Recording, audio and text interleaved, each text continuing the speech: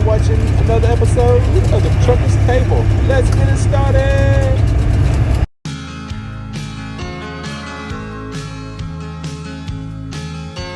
Robbie's got a gold watch, don't seem like a whole lot. After 30 years of driving up and down the interstate, but Robbie's had a good life, and Robbie's got a good wife. Good morning, everybody. We are in West Chicago. We got unloaded this morning in Juliet, and we are now in West Chicago picking up our first of two pickups, one here and one in Ottawa. OTTAWA, is that Ottawa? Illinois. Once we pick that one up, boom, we're headed south, baby. That's right, back to Marianna. And we're gonna take some time off. Got to get the drive shaft rebuilt. The U-joints and all are good. It's just the yoke at the end of the drive shaft that needs to be rebuilt. I've probably talked about it before, but anyway, so we got to get that done. And I'm thinking while we're doing it, we're going to go ahead and have them replace the battery cables that go from the battery to the starter, from the starter to the alternator, all those cables in there. We're going to go ahead and get all those replaced. I think there may be some corrosion or something that's not right, and try to get all that done, because there's something going on and I don't know what it is. But when I turn on my marker lights, they don't come on. When I turn on the headlights come on, but none of the marker lights come on, except for the ones on the visor and the ones on the blinkers on the hood fenders. All the marker lights that run along underneath the truck over here, and the breather and the trailer, those lights don't come on. They flicker. When you first turn it on, it'll flicker, but it won't stay on. Keep playing with it. Eventually it comes on for about 2 seconds, then it goes back off. And a while ago I was talking to Mr. McCrae. He always gives me good advice on where to start looking, and he thinks it may be a relay, or it could be the breaker. I replaced the toggle switch, so I know it's not the toggle switch. It's a brand new toggle switch, so it's not the switch. It could be that box that the toggle switch plugs into. It could be that, or it could be something further back, like a relay or something like that. So I turned on the marker lights, but they didn't, like I said, they flickered and then didn't never come on. But I just left them on, even though they weren't on. So we're riding down the road and I'm talking to Mr. McCrae while I'm trying to get over here to this pickup. They just come on, started working. Maybe it needs to heat up. So I don't know.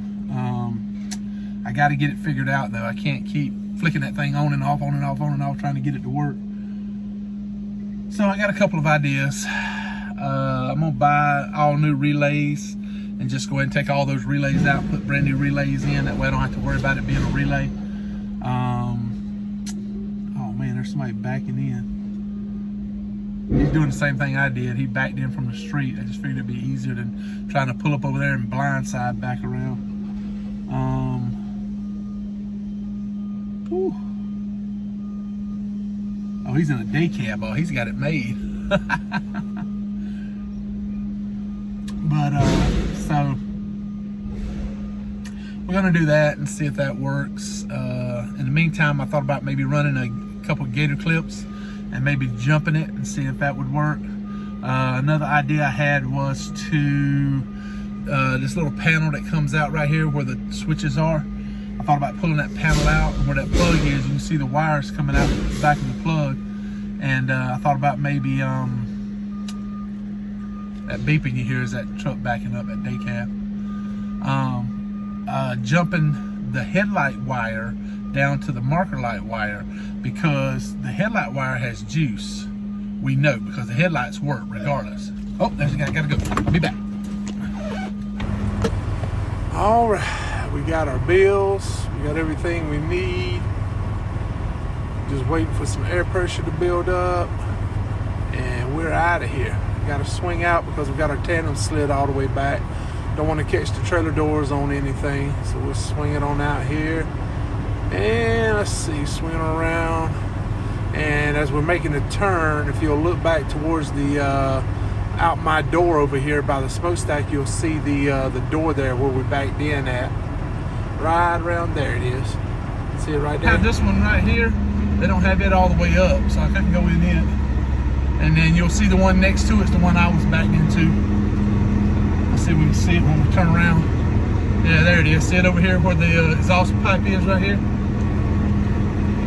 Caught a glimpse of it maybe. Alright, so we get on out of here and get pulled up enough where that boy can back in. And we'll jump out, close our doors, put the seal on, and we'll be ready to go over to Ottawa and get our final pickup on. So y'all don't go nowhere. Hang around. We'll be right back. All right, we're rolling out. We're leaving Ottawa. We're trying to get on these back roads, get on out of here. We got to get over to what is that? I-39, I believe it is. That's what we're going to end up on. And yeah, once we get on the interstate, we'll be good to go. So we're going to hit these back roads, hit a few small towns, and let y'all enjoy a little bit of the ride. So y'all don't go nowhere. Hang around and enjoy the ride.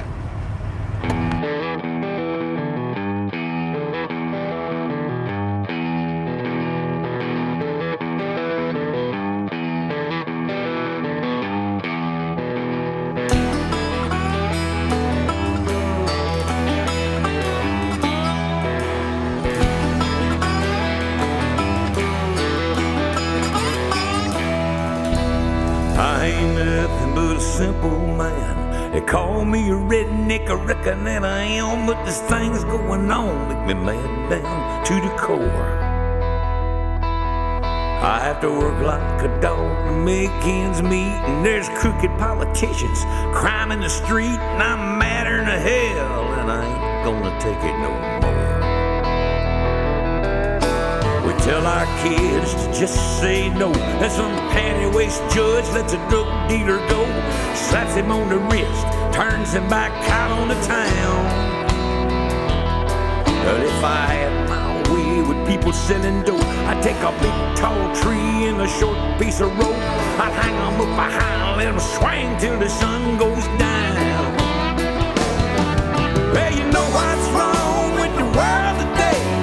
People done gone, put the Bibles away, and they live by the law of the jungle, not the law of the land.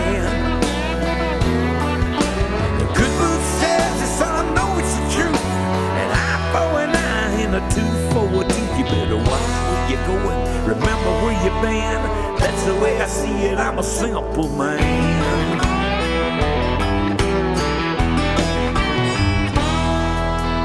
I'm the kind of man who wouldn't harm a mouse, but if I catch somebody breaking in my house, got a 12-gauge shotgun waiting on the other side.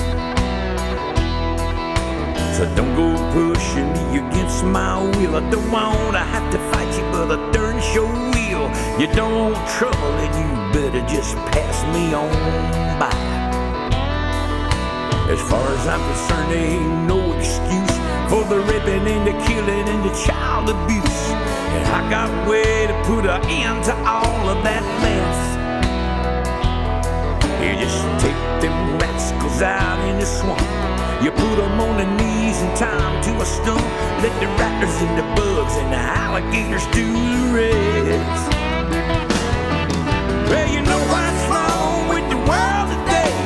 People done gone, put their Bibles away, and they living by the law of the jungle, not the law of the land.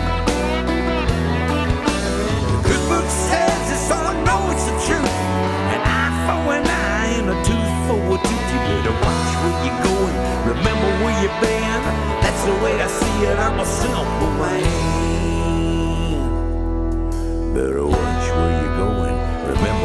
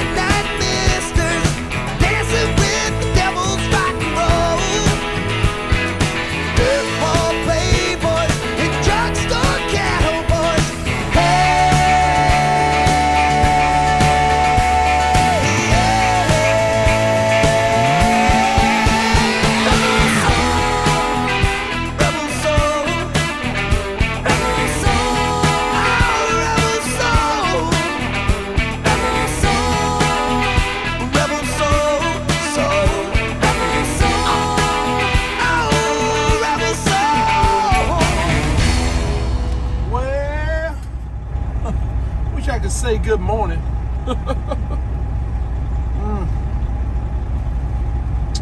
We're pulling out 6 a.m. from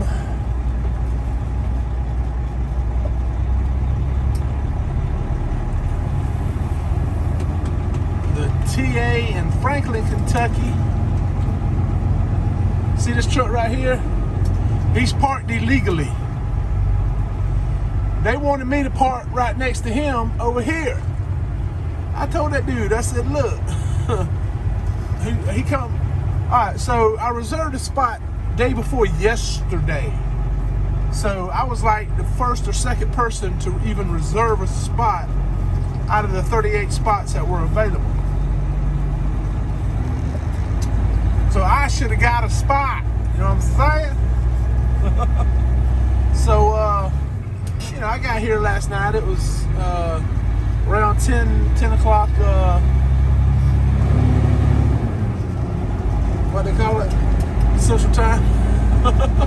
So everything was full, man. Even the curb, everywhere. everywhere, full. So I go inside and I show her my confirmation for my reserved spot. I'm like, you're gonna have to go out there and run some of that riffraff off that's parked illegally, you know, in a paid spot that they didn't pay for. Well, we checked everything and everybody that's out there is people that's paid. I'm like, well, you oversold or something. Because I reserved a spot and there's no spot. So they keep trying to call this guy. Kept trying to call him on the seat, on the little walkie-talkie for like 10 minutes. They couldn't get a hold of him. So finally they walk outside. I guess they're going to check it or something. I don't know. And I noticed they had 2 fuel islands that were blocked off.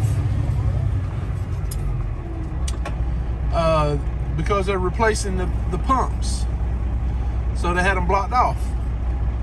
I told that lady, I said, lady, I said, why don't we, I said, if it's okay with you, I'll just pull through the fuel island that you got blocked off there, and I'll park in there, you know, because you can't use it for fuel anyway. And then this way, you don't have to go out there and run nobody off. And I can go ahead and get me some sleep because I'm only going to be here for 8 hours because I was doing the 8-2 split. I said, I'm only going to be here for 8 hours and I'll be gone.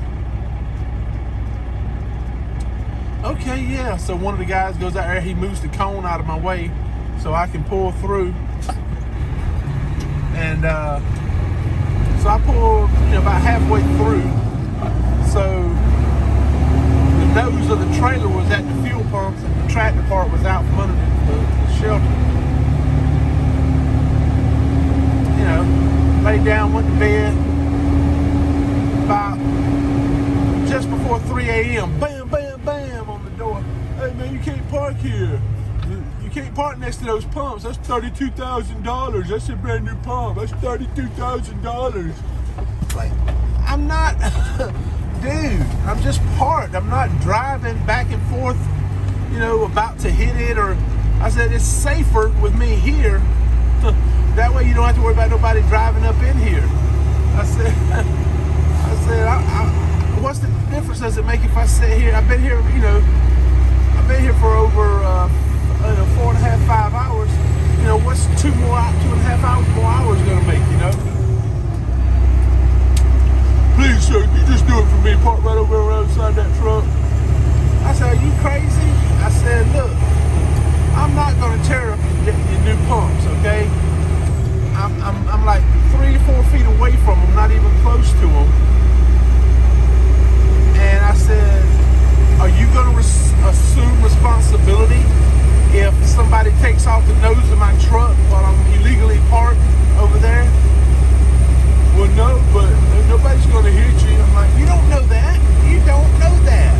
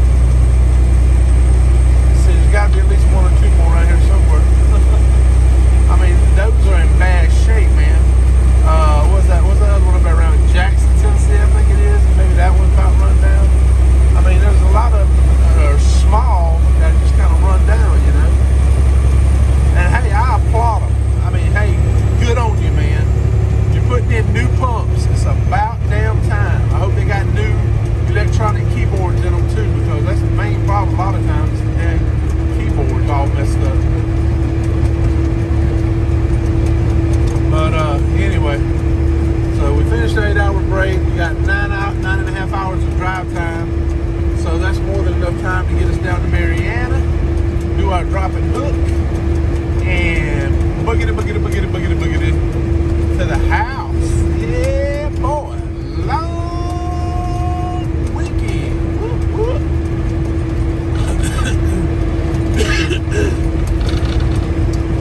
Yeah, I'll be home Thursday night, Friday night, Saturday night, Sunday night, Monday night, most likely Tuesday night.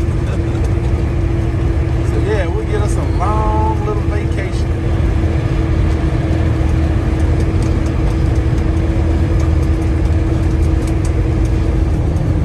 I'm overdue.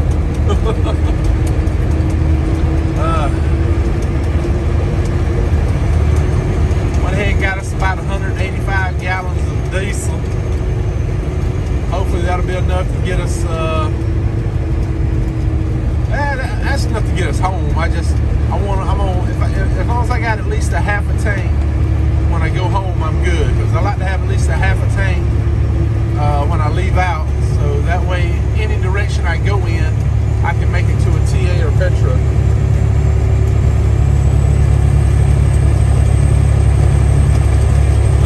And another thing too is that damn app where you can get your pumps going from your phone. It wasn't working. Just one thing after another, man. I'm gonna have to start giving feedback.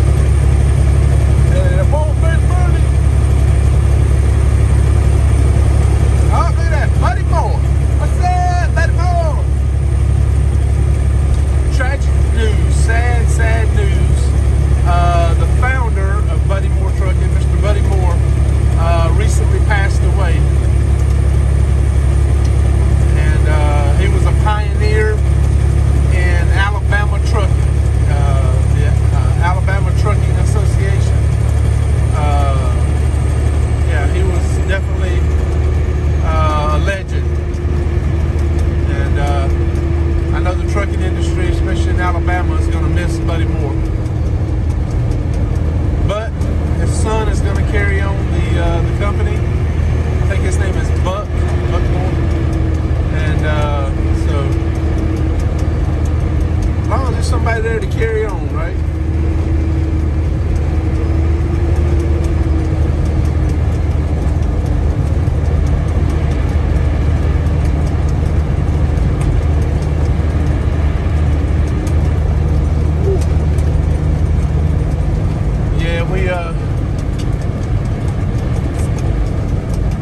We're gonna try to get on down here, and hopefully there'll be some empties there. If not, no big deal. I can come back when my truck gets out of the shop, pick one up.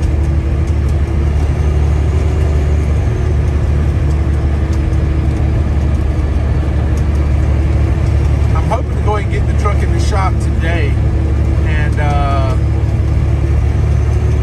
maybe they can take the Driveshaft off tomorrow, I hope. I'm going to ask them about it and see what they say.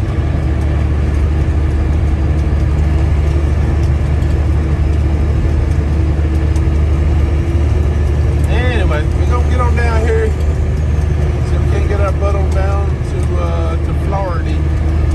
So, y'all hang around. We'll be back later on. All right.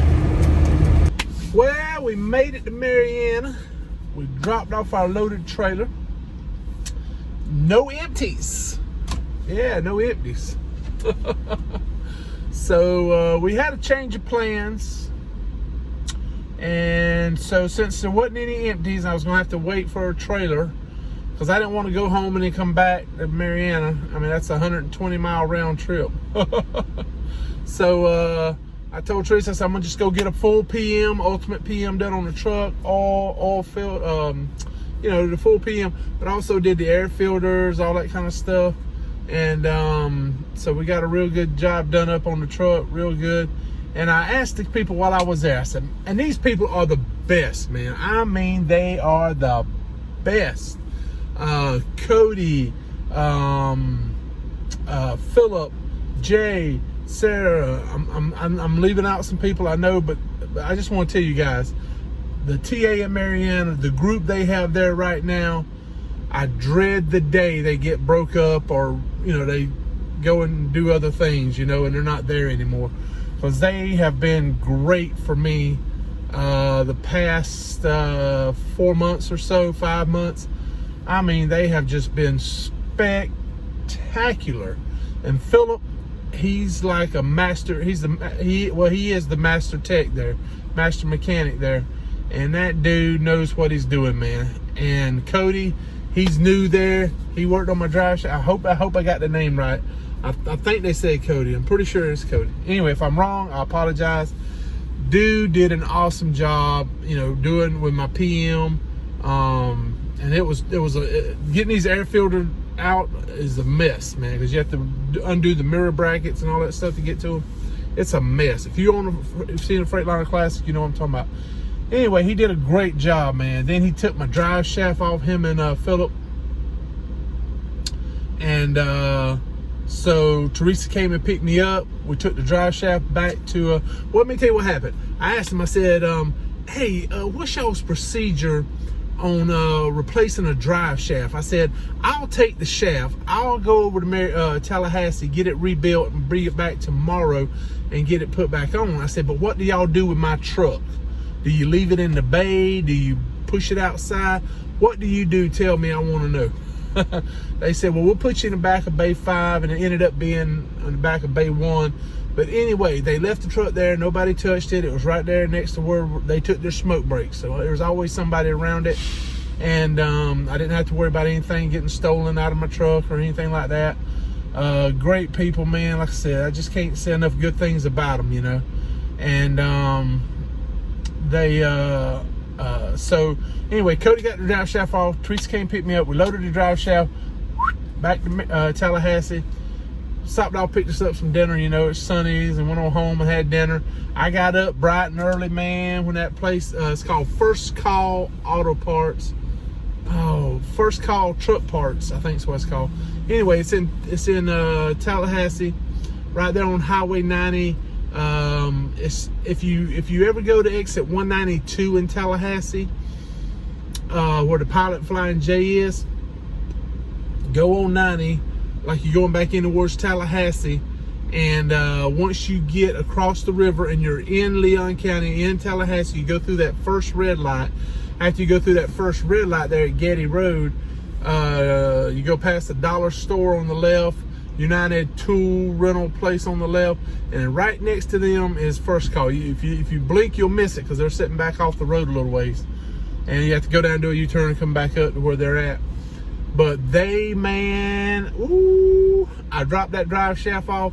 They know their business, man. They know what they're doing when it comes to drive shafts.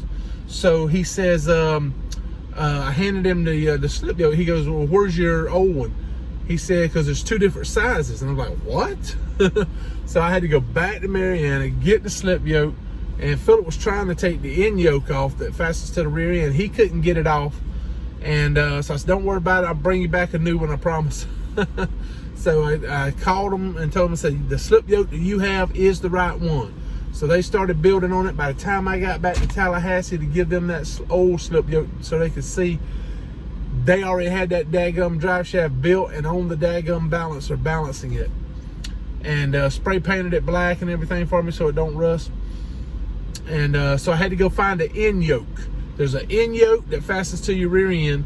There's a slip yoke that slides onto your drive shaft, and there's a coupling yoke that's there by the what's it called? The carry bearing. So you have 3 different yokes at least. And I didn't know all this, you know. So anyway, we got back over there, and so I went to Freightliner to try to find an end yoke because I didn't have the end yoke. They didn't have it. Came back to First Call with the part number from Freightliner, and they said, yep, we got one left. So I got the end yoke, went ahead and got the drive shaft and everything. It was right at lunchtime, man. They had that thing done. I dropped it off at 8 o'clock that morning. By lunchtime, it was done. Just loaded up the old one and everything. And they said the reason they were able to build it so fast is because it was a brand new drive shaft. They didn't rebuild the old one. They built a new one. So that's why they was able to do it so fast. So they got the drive shaft built and everything, and went home, picked up Teresa. Boom, we booked it over to Marianna, Got there, filled up and everything. They finally got the end yoke off, and when they did, we set them down and looked at them. Something looked different. I think it's called a pinion seal, shaft pinion seal, rear pinion, whatever it is. Anyway, there's a seal that goes on there to keep all your fluid from pouring out. And so we didn't have it. So I had to call Teresa, call the Freightliner place. They had it. And she had to go by and pick it up. She had just dropped me off and went back home, man. Now here she is coming back over and then going back home again. She drove at least 180 miles in one day just to bring me parts over there, because they don't have a parts place like that in Marianna. So finally got everything put on, everything put back together, went and picked me up an empty trailer and went to the house, man. So we got everything done, and had a good weekend. We had some bad weather, and so I ended up staying home an extra day, and left out this morning, Tuesday morning, and to pick up a load for Katie. And we'll talk more about that in the next video. We'll also talk about some other stuff we had to do while we were at the house, but I don't want this video to be too long. But just wanted to let y'all know what happened. Yeah, we made it to Marianna, dropped the loaded, went back Friday afternoon after we got the drive shaft done, picked up our empty and booked it to the house. And man, I was just so glad to spend a few days at the house, man. I tell you, whew, it's always great when you get to spend some time at the house, even if it was raining. It didn't bother me. But we sat there and watch westerns on TV, you know, when it's bad weather, because we have to stay there with the puppies, because if you let them outside and it's thunder and lightning, they'll die. I mean, not literally, but they emotionally scared. Ellie Belly, whoo, that girl, she is so scared of thunder, man. Whoo, if you're sitting back in the recliner, Lucy, whatever, she'll wiggle her way behind your back and push you up out of the way and get between you and the back of the chair. She gets so scared of thunder, and so we just stayed there at the house and watched Rawhide, Rowdy Yates, Clint Eastwood, Gunsmoke. What was some of the other ones we watched? I think we watched some Lone Ranger and stuff like that. I love watching westerns, man. That's some of my favorite stuff to watch. I think there was a John Wayne movie on too. Oh, and it was Sam Elliott's birthday, so they were doing a whole Sam Elliott thing over the weekend. So anyway, just want to catch y'all up to speed where we're at. So be looking for hopefully another video out before the end of the week, and yeah, we'll know more about it. So thank you guys so much. I really appreciate everything y'all do. It makes this so much fun for me. I really appreciate it. You guys are the best. And I hope you enjoyed the music. That's some of my favorite. I love me some Charlie Daniels, man.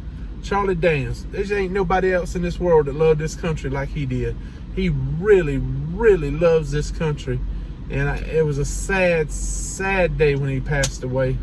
Today is August the 9th. Ain't it? Or is it August 10th? I think it's August 9th. I should have a calendar. I thought I had a calendar. I guess not. Yep, there it is. Yep, day is August the 9th. Merle Kilgore, the great Merle Kilgore. His birthday today. Hank Williams Jr.'s manager.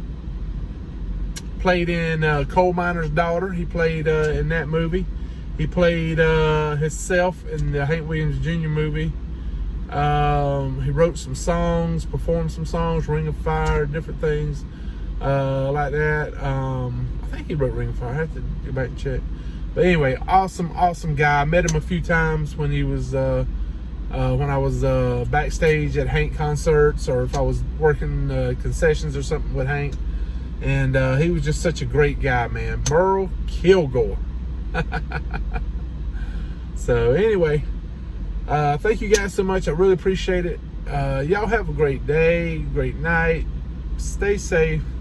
Don't give up on yourself, your dreams, your hopes, and your country. Just keep moving forward and don't give up. Always keep punching.